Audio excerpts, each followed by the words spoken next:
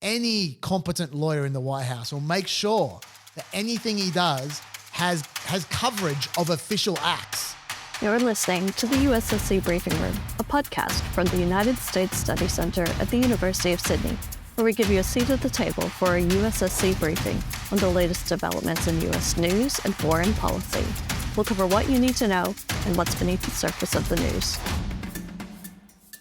Hello, I'm Mari Kirk, Director of Engagement Impact at the USSC. Thanks for joining us on the USSC Briefing Room today. Before we begin, I would like to acknowledge the traditional owners of the land we're recording on. The University of Sydney is located on the land of the Gadigal people of the Eora Nation, and I pay my respects to their elders, past, present, and future. Now, today on the podcast, we are welcoming back our special guest, Chas Licciardello, and our Australian listeners do know him from both ABC's Planet America and The Chaser's War and Everything. And also, all of our US politics junkies out there know him from his Planet Extra podcast, which also features Dr. David Smith, one of the lecturers here at the USSC. And he was on the podcast just a couple months ago to talk about Trump's immunity case, which was argued before the Supreme Court. So we kind of recapped after we heard those oral arguments. Now we have a decision, and what a decision it is. So he's agreed to kindly come back and help us parse through the ruling and think about what it means for criminal trials against former President Trump, but as well as all future presidents. Really, what does this mean? It is a significant shift in terms of the presidency. So we want to unpack that a bit now that we've got the result. So just to summarize, the crux of the decision was under our constitutional structure of separated powers, the nature of presidential power entitles a former president to absolute immunity from criminal prosecution for actions within his conclusive and preclusive constitutional authority. And he is entitled to at least presumptive immunity from prosecution for all his official acts. There is no immunity for unofficial acts. Okay. And so on a superficial level, Chas, it may seem that what you had talked about as the most expected outcome from this case, that there would be immunity for official acts, none for unofficial actions, and a requirement for the district court to parse the difference on some of the charges. That seems to be correct. Is that how you feel about the final result? Is it exactly what you expected? No, it's nothing like I expected. I'd love to do a lap of honour and to say, yes, broadly I was spot on. Because yes, broadly I was spot on. But as always with the law, the devil is in the details. And I did not see the devil that was hiding in these details at all. And that's something you pride yourself on, finding those things and thinking about the logic and how it could be used. But yeah, there were some curveballs. I guess on a scale of 1 to 10, with 10 being, the broadest immunity that the Supreme Court could grant, where would you kind of rate where they landed and where the majority landed in terms of the breadth of what this immunity covers? The truth is we don't know. And we really do need to emphasize this, that one of the many flaws in this ruling is that it is vague as all heck. There are no definitions. There are definitions that we speculate about. There's certainly hints at definitions, but there aren't any real clear definitions of exactly what a core power is. We know some of the core powers. Yeah. They were listed, like commander-in-chief is a core power. The pardon power is a core power. Controlling the Department of Justice is a core power. Vetoing legislation is a core power. They were all made very clear in the ruling, but we don't know what else is a core power. It wasn't made explicit. What's an official act? That wasn't made explicit either. There was a test, which I will go into soon, but it wasn't clear. How do you defeat that presumption of immunity for an official act? Not clear. There's so much vagary that this ruling could mean anything. It might be in a scale of 0 to 10, 9.5 as far as broadness goes. It might be 0.5. The rubber hasn't hit the road yet. It will hit the road, first of all, when Trump's case... Okay, sorry, not when. If Trump wins... I mean, I think most people are expecting Trump to be the next president. If he is, obviously this case goes away, the January 6th case. But he'll make it go away. But if Biden was to win re-election and this case was to go ahead, when it gets back to the Supreme Court, because this was designed to get passed back to the Supreme Court, we will then know what they mean. If these charges are disappeared by a second term of President Trump, then when the next president comes along and wants to push their luck, whenever that may be, then we will find out what this means. Until then, we literally have no idea. And we're going to get into a little bit about what this means for the different court cases against Donald Trump. So we've got the conviction, the New York hush money case, we've got the Georgia case, and then we've got the 2 federal cases, documents, and this one, January 6th. So we'll touch on that a bit later. But one thing that stood out to me was the extreme emphasis in the majority opinion on the, quote, energetic and vigorous, end quote, president, which I also thought that struck me, particularly in the context of this ruling came out shortly after the debate we just watched, and that emphasis on an energetic and vigorous president seemed a little bit ironic after the debate. It did. Well, I'd also say that of all the things to be concerned about in the last, I'd say 40 years, possibly more, presidents being not bold enough is not something we need to worry about. Yeah. The presidents are plenty bold. Even Joe Biden, for all his lack of energy and vigor that we described, has spent the last 4 years basically writing his own law when it comes to student debt reform. And it goes to the Supreme Court. Yeah. I mean, the Supreme Court is about to slap him down on that. No doubt about that whatsoever. But the fact is, he has just taken for himself that entire sector of the law and said, yeah, I'll take care of that, when it's not his power to do so. Executives, basically with the story of American politics for the last at least 40 years, if not more, is Congress becoming less and less effective, doing less and less. And as they retreat from the political sphere in reality, they are having their role usurped by the president and the agencies. Now, Supreme Court in other rulings this year slapped down the agencies in a few aspects, but they better watch out, because if the Congress doesn't do their job again, then there's a vacuum forming. And this is what happens in American politics. When a vacuum forms, something fills it. And you never know what it's going to be, but something needs to fill it. So I hope Congress does their job. My point is that it is a complete fiction that the concern about the presidency at the moment is that they're just shrinking violets who aren't using their powers enough, and we can't have them be scared of being charged because then they won't do anything. Presidents are going to do plenty. The problem is an overactive president, and the Supreme Court has just encouraged the overactive president to become more active. Yeah, and that brings up a couple of critical things that were looked at in both the majority and dissenting opinions. One was they keep emphasizing the importance of the separation of powers. They talk so much about the separation of powers, and that's a big part of why this immunity needs to be in place.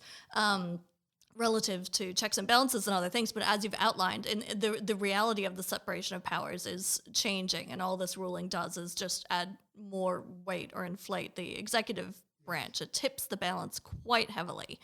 And where is the check on the executive branch? And sorry, if I could just jump in for a second to kind of make the ironic point. I understand why they're talking about separation of powers, because these laws are passed by Congress and then enforced over the executive. I get that, but in reality, the agent who's trying to regulate the executive here is the executive. It's not Congress. Congress are not out there trying to prosecute Donald Trump. It's Joe Biden's administration. It's the Department of Justice under Joe Biden that is trying to control Donald Trump. And I'm not saying that to be cute. That's important. The reason it's important is because it means there's its own check, which is they know whatever they do to Trump is going to happen to them. They know that. That is a check. That's the reason the separation of powers exists is because without it, there will be no check on the different branches from imposing their will on each other. In this case, there is a check. There's a natural check of the certainty that whatever Joe Biden does to Donald Trump, Donald Trump too is going to do the Joe Biden. They know that. And that was ignored by the Supreme Court. Yeah. This ruling. And in their concern to, make sure that we didn't have these shrinking violet presidents, which is, a typical American president characteristic, Yes. is they in both the majority and the dissent, they focused a lot on the precedent set in Fitzgerald v. Nixon. Yes. And so that was a really interesting point. The majority opinion, their take on Fitzgerald v. Nixon, which is where they ruled saying that presidents are immune from civil litigation against any of their official acts that they take. The majority say basically, because this could encumber their ability to execute their official acts, that this should also therefore be extended to criminal litigation as well.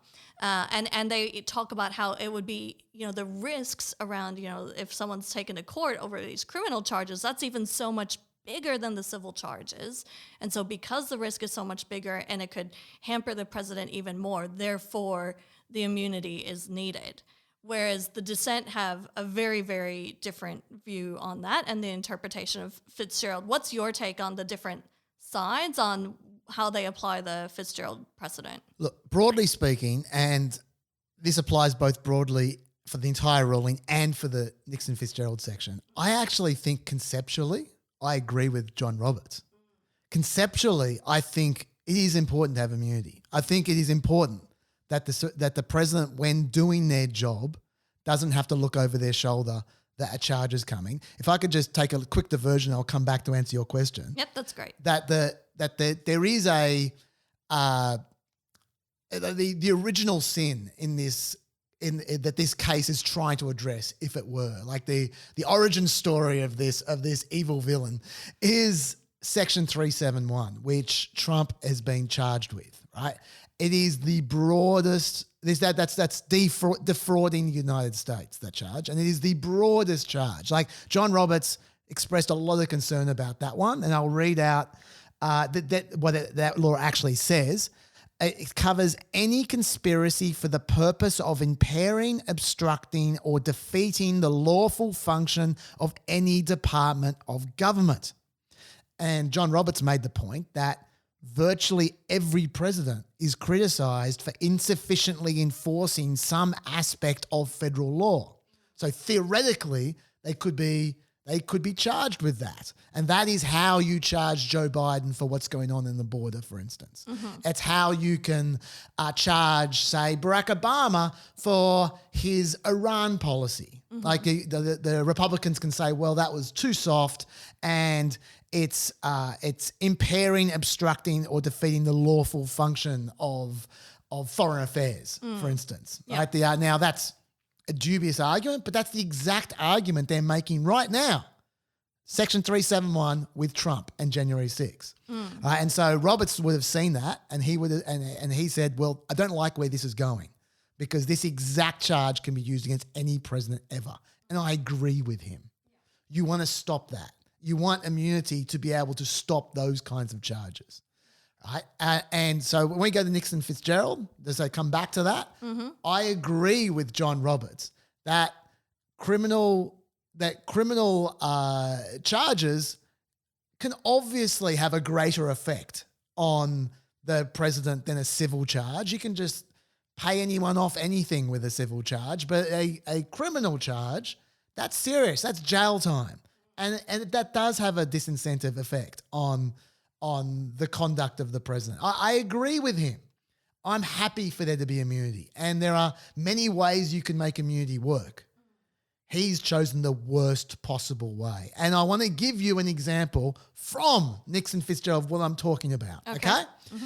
This is their precedent. As you say, look, there ain't a lot of precedent in this case, which is another one of my problems. They basically do not refer to the Constitution ever. Yeah, a lot of the Federalist Papers. Yeah, exactly. Yeah, I was going to say, the dissent refers to the Constitution, and they ignored the dissent when they referred to the Constitution. The dissent cited the Federalist Papers constantly. Yeah, it's the only time the majority cited the Federalist Papers, they misquoted it. Yeah. So there's very little precedent in this ruling, but the precedent that exists involves Nixon Fitzgerald, as you said.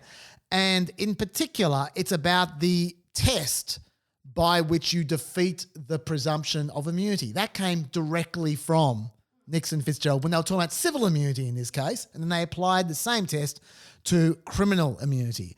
And I will read it to you right now. Nixon Fitzgerald says that a court, before exercising jurisdiction, must balance the constitutional weight of the interest to be served against the dangers of intrusion on the authority and functions of the executive branch.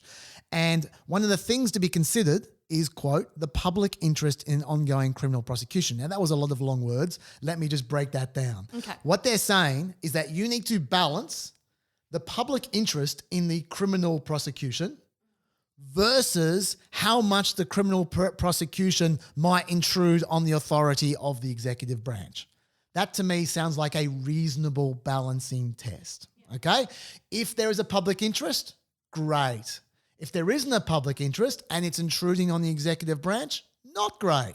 I think that's logical. I think that's a great precedent to follow. And John Roberts cited that and used that as a precedent with one tiny little change, which is he butchered it completely and yet pretended he was using it. When I say butchered it, remember I said it was a balancing test? He took out one side of the scales.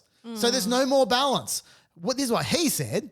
He said, at a minimum, the president must therefore be immune from prosecution for an official act unless the government can show that applying a criminal prohibition to the act would pose no dangers of intrusion on the authority and functions of the executive branch. That last bit was a quote, and there was a little footnote to Nixon Fitzgerald. So he quoted the second half of the test and said, you can't have any cons.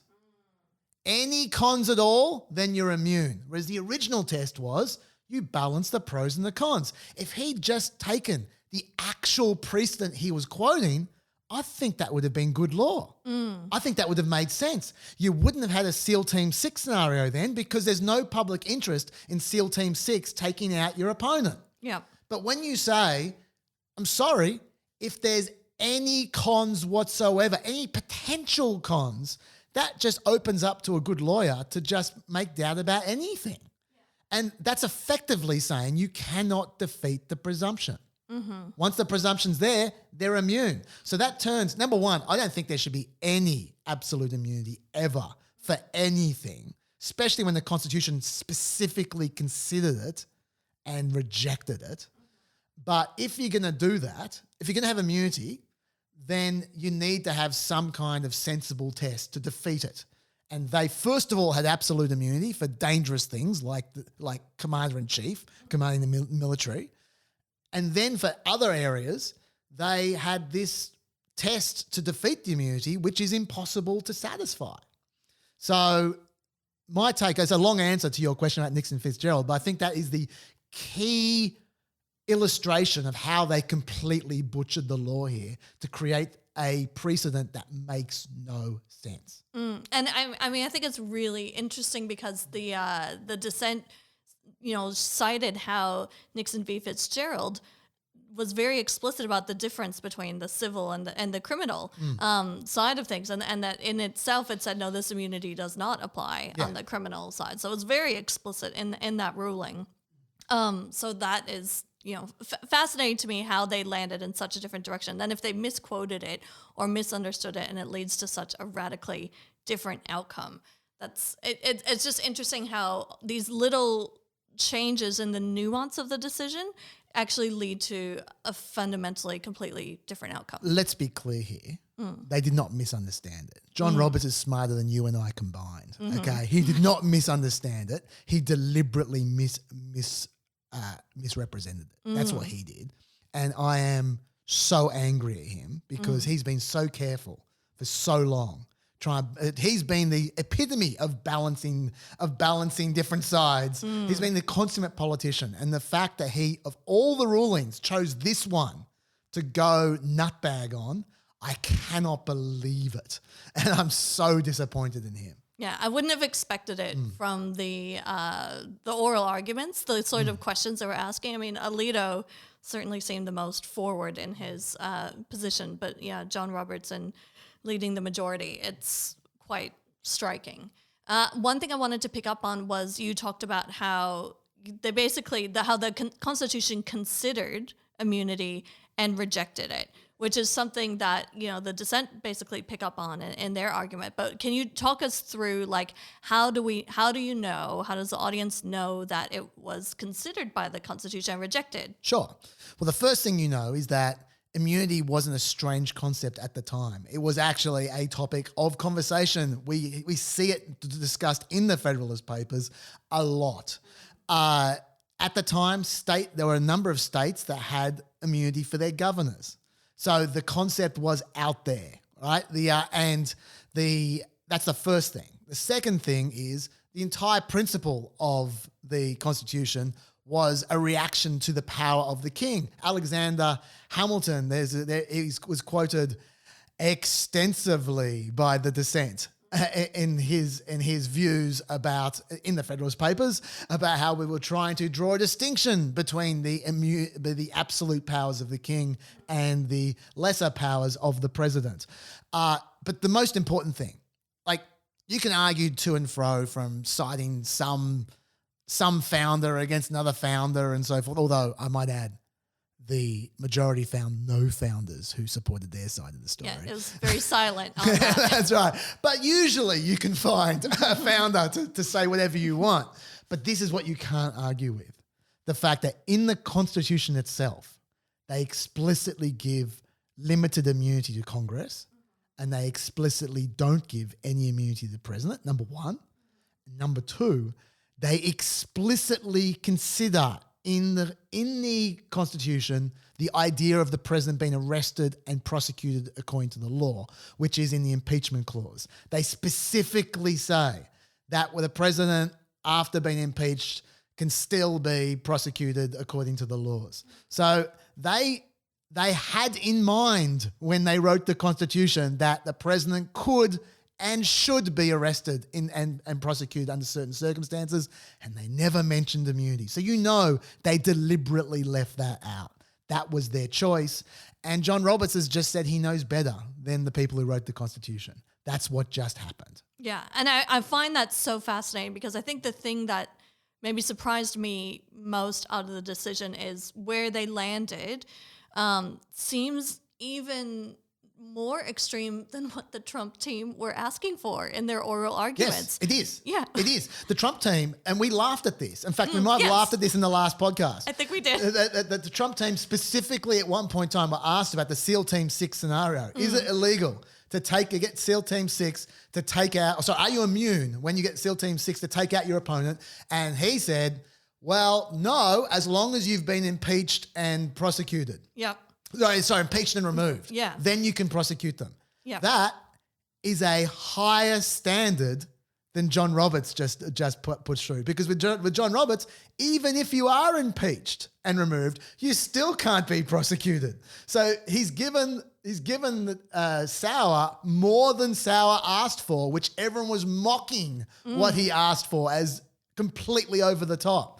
It is through the looking glass stuff. It really is. Yeah, I can't imagine looking at it, under the immunity definition that they have or the parameters around which it applies. I can't think of a scenario where it wouldn't apply and where so then if the president is impeached and removed from office, but then is there any way to prosecute if he's immune for those things, the sort of things that would go through that impeachment and removal from office? Well, like I said, I told you that the test is if it has any effect on the authority of the president in any way, shape or form, even potentially sometime in the future, they're immune. Yeah. That's the test. Yep. So that's talking about the lesser standard of immunity. I'm not even talking about the core powers where there's absolute immunity. Yeah, well, that's what I wanted to talk about because where we landed at the end of the last episode was that there's going to be, there'll be like the core powers and official acts and unofficial acts, and they'll be treated differently and have to get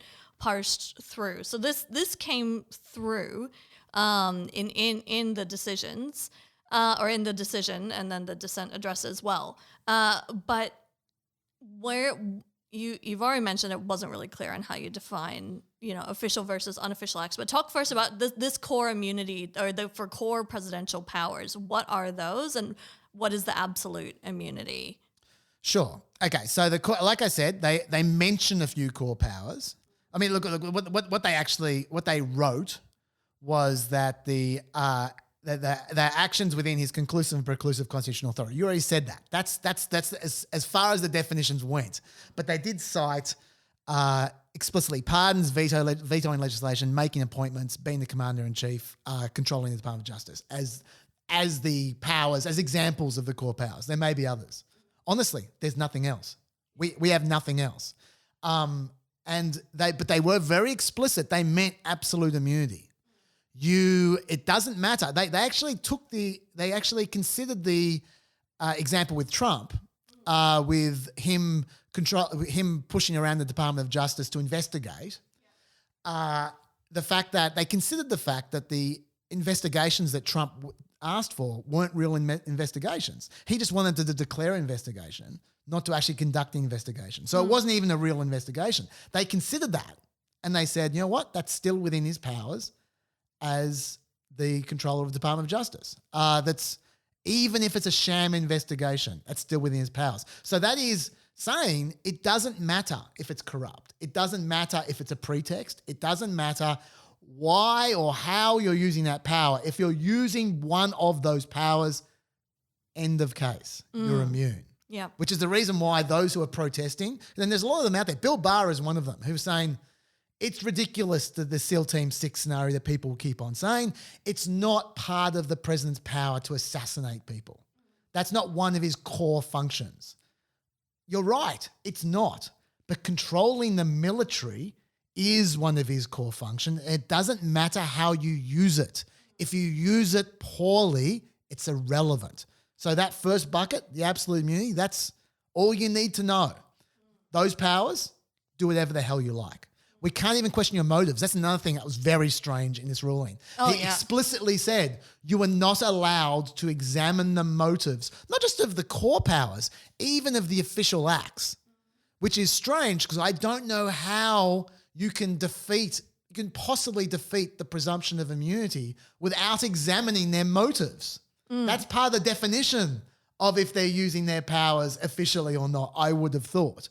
But he's said explicitly you can't examine their motives. So I'll actually just skip straight to the second bucket because that's actually the most interesting part. It's another. I did mention another vagary of we don't know what official acts are. I want to just spell that out a little bit more for you because it's an interesting one. They acted like they were interpreting it. Roberts said, the immunity we have recognized extends to the outer perimeter of the president's official responsibilities, covering actions so long as they are not manifestly or palpably beyond his authority. So it's a negative definition. The definition is it's not clearly beyond his authority, therefore it's an official act. Now just think about what that means. That means that if there's even some doubt that it could maybe not be out of his authority, then it's definitely ruled as an official act. That leaves very few things that could potentially be an unofficial act if you take it literally. But once again, you can so see how they could tighten that definition up in a particular instance. That's why I'm saying I'm not jumping off the ledge quite yet because we just don't know how they're going to apply these. But at least from the wording of that ruling, you can't get much broader than that. Yeah, and it was interesting how in the original oral arguments, I think it was Amy Coney Barrett was questioning Sauer on, what about, if the president, bribes someone, would that be, an official act or would that be private? And he said that would be private. But under this understanding of the extent to which it all goes, because you cannot question the motive, how do you determine that if it relates to an appointment, a presidential appointment, and if that's a presidential power, how would you parse and separate out the bits that would be unofficial if you can't question the motive and if it relates to this presidential power, how would bribery, is bribery okay as long as it relates to something that's a function of the presidency? Yeah, and Roberts tried to answer that, and he answered it very confusingly. It was not at all clear what he was saying. So once again, I think we'll need to see an example of that. But I'm glad you brought up Amy Coney Barrett, because I think that she is the most underplayed part of this ruling, in that, like I said, there are many different ways you can play this. On my personal podcast, I actually spent 5 minutes talking about the different ways that you could have had immunity that weren't shocking, that John Roberts ignored with just simple tweaks. But Amy Coney Barrett herself, in her inverted commas concurrence, which I actually think was more of a dissent than a concurrence, actually basically just proposed a completely different way of doing it, which if they just followed her, would have been fine. So talk us through her logic. Yeah, sure, absolutely. Well, the first thing she said, which is absolutely true, I think, is that properly conceived, the president's constitutional protection from prosecution is narrow. I think that's very reasonable. And then she said that she worried that the court left open the possibility that the Constitution forbids prosecuting the president for any official conduct, which I also agree. They definitely do that at the moment. This is what her suggestion was. I'm going to quote her here. The Constitution does not insulate presidents from criminal liability for official acts, but any statute regulating the exercise of executive power is subject to a constitutional challenge. A criminal statute is no exception. Thus, a president facing prosecution may challenge the constitutionality of a criminal statute as applied to official acts alleged in the indictment. If that challenge fails, however, he must stand trial. So you first ask whether the statute applies and then whether its application to the particular facts is constitutional. Once again, lots of words, hard to follow. I'm just reading this out. I don't expect you guys to follow along. Let me break it down for you. She's saying that what you do is, when there's a criminal statute, you ask, is the criminal statute relevant to the president's conduct? Yes. Is there a constitutional challenge? As in, is there a separation of powers challenge, all this kind of stuff? The same principles that John Roberts is saying. You might go, what difference does that make? What she's done is she's reversed the burden of proof. John Roberts had a situation where if there's any way you could possibly be immune, then it's immune. She said, if you've committed a crime, you need to show that the separation of powers would protect you in this case. So basically, you need to show that it's interfering with the law is interfering with your role as an executive. If you can't show that, then you're going to trial. She's put the burden on the people looking for immunity rather than the other way round. And as we know in the law, the burden of proof makes all the difference over and over again. So she's turned what John Roberts has made the broadest possible immunity into quite a narrow immunity while not actually disagreeing with any of the principles, just by being a better jurist. That's how she has done it. And if that was the majority, we wouldn't have the SEAL Team 6 scenario. Because with the SEAL Team 6 scenario, you would go, there is no way that there is a constitutional protection from assassinating your opponent. So we wouldn't have all these, we wouldn't be worried about all these potential wild possibilities under the Amy Coney Barrett scenario. And I can't believe it hasn't gotten more coverage, because to me, that was a big middle finger to the majority, but said in the most polite possible way. Yeah. Whereas so the dissent certainly didn't mince words on different things. It didn't.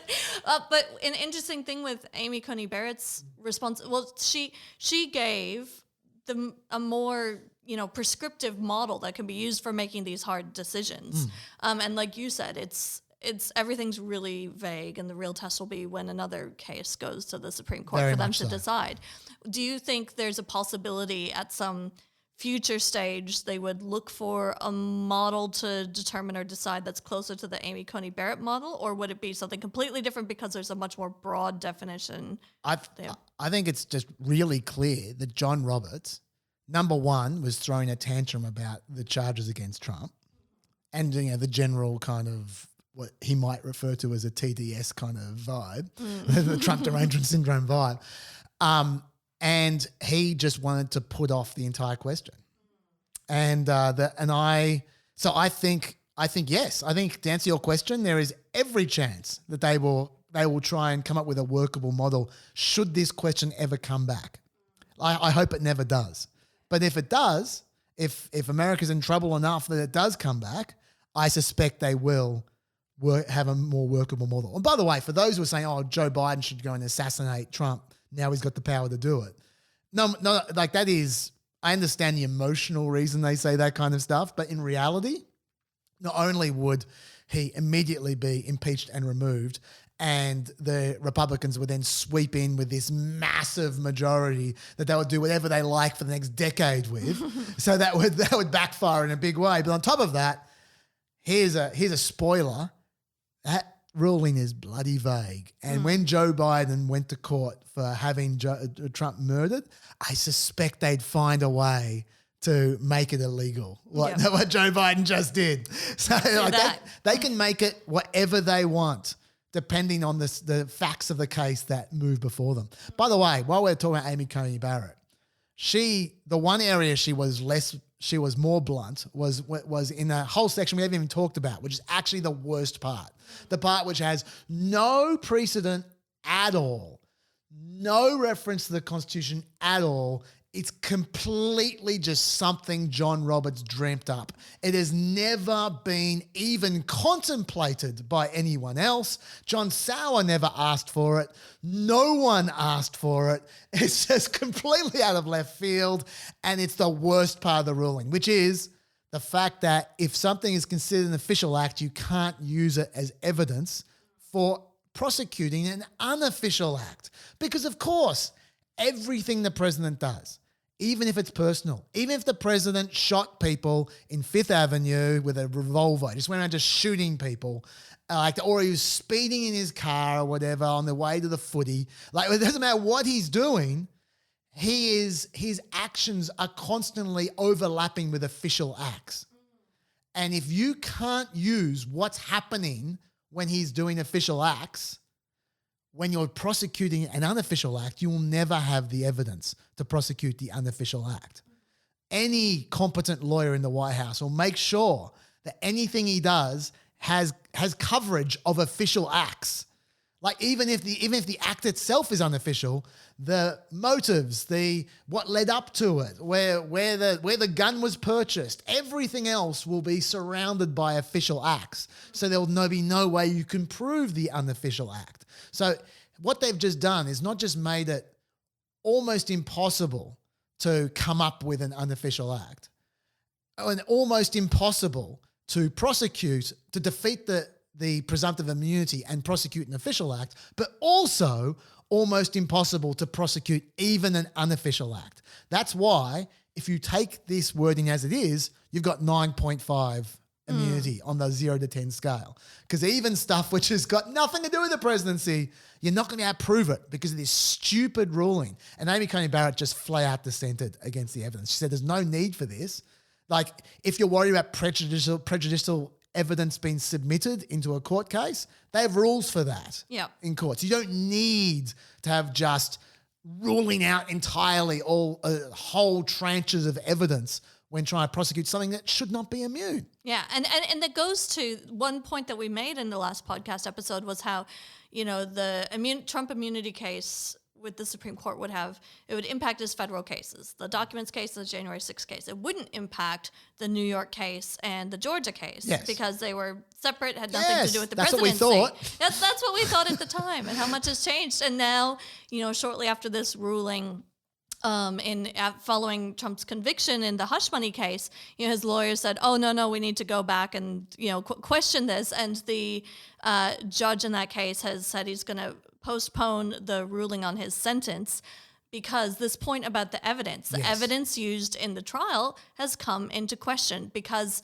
so much of the actual the paper trail and the evidence happened in 2017. The payments happened in 2017 when Trump was president. Yes, this vagary about what's an official act or what isn't, it deals with this evidence question as well. So Are the conversations with Michael Cohen in 2017, are they official acts? We don't know. Were the conversations with Hope Hicks official acts? We don't know. Were the conversations with the accountants in 2017 official acts? We don't know. Was the filing itself in 2017 an official act? We don't know. So there's a complete question mark over 3/4 of the trial. And so there's every chance that when that gets appealed up the chain, if the Supreme Court finds that they're all official acts, you got a mistrial because they used a whole bunch of evidence that shouldn't have been introduced in hindsight. Yeah. And even thinking about, the Georgia case and how much of it has to do with trying to, pressure them to find these electors, or they're putting pressure on Georgia and the whole scheme around that. But that even ties into things that the Supreme Court brought up with the fake, slates of fake electors and everything that they were talking about as well. So it makes me wonder, like, even the Georgia case, there's the evidence piece, but even the actions, because the Supreme Court seemed quite broad in terms of their interpretations of presidential power in relation to the election as part of his official duties. Absolutely. I should say the fake elector slate and the pressuring state officials, Amy Coney Barrett explicitly said they are unofficial acts, but she's outvoted. And as for John Roberts, he did mention both of them. And what he said was entirely ambiguous. In one part of the ruling, he implied they would be covered by presumptive immunity and be considered official acts. In another part, he implied they would not be covered. And the same with Mike Pence. In one part of the ruling, he suggested that it might be immune. And in another part, he said it might not be immune. You honestly have no idea. The message he was trying to get out was Judge Chutkan, the district court judge, needs to make her decision, and then we'll see where we go from there. But honestly, we have no idea where it ends up. So yes, the Georgia one might be in danger as well. Now you might think the Florida one, how can that possibly be in danger? The entire thing happened after the presidency, from beginning to end. It all occurred after the presidency. So that surely can't be endangered by this. Well, it's funny because on one hand, there is an argument being made by some that he took the documents when he was president, and that might have been an official act. And so therefore maybe that might cover, that's not going to cover the obstruction at the very least. So he's still in trouble in that respect. But an interesting little side, which I probably wasn't going to mention, but now I'll bring it up since we're doing it, is Clarence Thomas's role in this whole judgment, which was Clarence Thomas didn't take much of an interest in the actual judgment. He was much more interested in telling the story that Jack Smith isn't allowed to prosecute anyone for anything. I'm not going to go into the detail of why. It's very complicated, but the fact is no one else was interested in his argument at all. No one else interacted with it in the slightest. But Clarence Thomas essentially was trying to create a permission structure to dismiss the Florida charges, knowing full well. So I don't want to read his mind here, but it seems a massive coincidence that this ruling came down at the exact moment that he knew Eileen Cannon was considering exactly that question, whether Jack Smith was legally allowed to be a special counsel and to prosecute the president. She is literally examining that question right now. That's been dismissed by every other judge, but she was considering it. And people were, once again, mocking her, saying, everyone knows this is an open and shut question. Why are you spending time on this hearing? Well, Clarence Thomas just handed her an excuse on a platter to say, here, use this to dismiss the Florida documents case. Now, whether she will or not, we'll find out. It will inevitably be appealed if she does.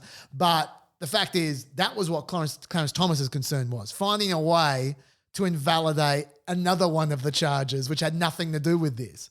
Which I would argue that in this case, I'd be more concerned about the abuses of power involving carte blanche assassinations than I would about the special counsel being improperly appointed. But, we all have our priorities, don't we? And I guess turning back to the January 6th trial, so many of the things that were discussed as elements of that trial were kind of decided to either be official acts or core duties, or maybe on the outer perimeter where there'd be presumptive immunity, like even the communications between the president and vice president, all of those things. So is there anything left in the January 6th case that you think kind of is in a more safe zone to be considered unofficial acts, or is it literally... There's literally nothing that we know for a fact is an unofficial act. There is nothing that we know for a fact they can prosecute. There's lots of things that John Roberts said, maybe. And I just went through them. Mike Pence, the fake electors, the pressuring state officials, maybe. Yeah. We'll see. I mean, look, I honestly believe that if Trump did not win the election, I think the Supreme Court would allow some of those to be prosecuted eventually. It'd be in the second half of next year. It's not happening anytime soon. But I think eventually they would let it. I mean, maybe after what we've just seen, that's incredibly naive for me to say. The truth is we just don't know. We really just don't know. Yeah. So it's an interesting case. Yeah. We haven't mentioned the dissents. Like there's been I don't need to quote I mean, I can if you want, but I don't need to quote the dissents because they've been quoted at length in the press all repeatedly. The media. they love them. They got some good quotes in there. Yeah, absolutely. All I would say is that I think that the dissent does shortchange the point that John Roberts was making about why immunity is important. I do. As angry as I clearly am about this decision, I do genuinely think that some immunity is important. I agree with John Roberts, and I disagree with the dissent about that. I also think the dissent is shortchanging how much uncertainty there is in here. I think there is an enormous amount of uncertainty, and they just kind of skip past that a bit. But otherwise, I think everything they said was kind of right. Like the people saying, this is just hyperventilating and doom-mongering and all the rest of it. Yeah, it's doom-mongering, but they weren't saying this is going to happen. They're saying you have just allowed this to be a possibility. And I think they were right about it. Yeah, and so one quote from the dissent around that is that they said this new official acts immunity now lies about like a loaded weapon for any president that wishes to place his own interests, his own political survival, or his own financial gain above the interests of the nation. And that kind of summarizes it. I think one of my favorite moments where you could tell how worked up they were as they were listing all these hypotheticals, he's immune, and then at one point they just write immune. Yes. Yeah, they were pretty worked up, and rightly so. Like I genuinely think that this ruling has done violence to the Constitution. I really do. Like it's there's no point having a Constitution if you're going to have these kinds of rulings. It's so flying in the face of the Constitution itself and so arrogant in its dismissal of what the Constitution was trying to do and how it set about. It's it's depressing. And I'll just say as something else as well and also the irony that this is coming from the so-called originalists who supposedly put the Constitution above all else. Mm-hmm. Yes, this is a bad decision from a consequentialist point of view, like from the outcome. But these guys aren't supposed to even care about the outcome. They're supposed to care only about what the founding fathers thought. Mm-hmm. And my God, they did a number on the founding fathers with this ruling. By God, they couldn't have come up with a worse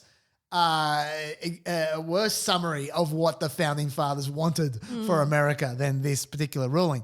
But I just want to make one other point about this that the dissent did not make that actually makes me the most depressed about this, and which is that, like I said, there's every chance we never hear from this again. That Trump becomes president, disappears the charges, no one in the future ever sends SEAL Team 6 to assassinate someone. No one ever pushes it because for political reasons as much as anything, they don't want to get voted out. Right. And so, and not everyone's a psychopath. And so, hopefully presidents become presidents because they want to do some good. Right. It's they don't want to be tyrants.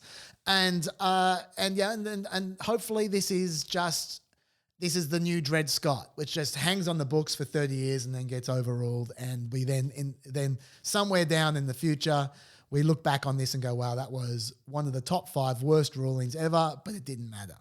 That's the hope. Yeah. But even if that's the case, damage has been done. And I'll tell you what that damage is. We live in an era where, like I said, there's a very strong executive, and the activists who are supporting that executive demand action. What the reason the executives are so active is because, like I said, there's a vacuum that's been formed by Congress not doing their job. And when people say there's a really important issue, like say, for instance, climate change, right? The left want action on climate change. They want the president to come over the top and say, okay, here are some emission controls. And they say, you've got to do that because Congress isn't doing it. And look, there's no time to waste. Forget your niceties. Like, we're talking about life and death here. We're talking about the world being over. We're talking about everyone dying in 12 years. I'm not saying that's true. I'm saying that's the kind of thing activists say, right? Yes. And then the president feels pressure to respond. And until now, there were certain boundaries within what that response could be. Those boundaries have just disappeared.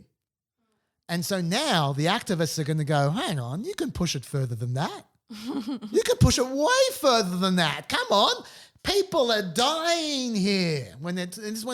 Every issue comes down to people are dying here, whether it's climate change or immigration or whatever the particular issue people care about. And I'm not dismissing those issues. I'm just saying every issue is important to someone, and to that person they can say people are dying here, right? And if there's enough of them pressuring the president will act. And now they can say to the president, you should go a lot further than you are saying right now. They're not going to say you should send out SEAL Team 6.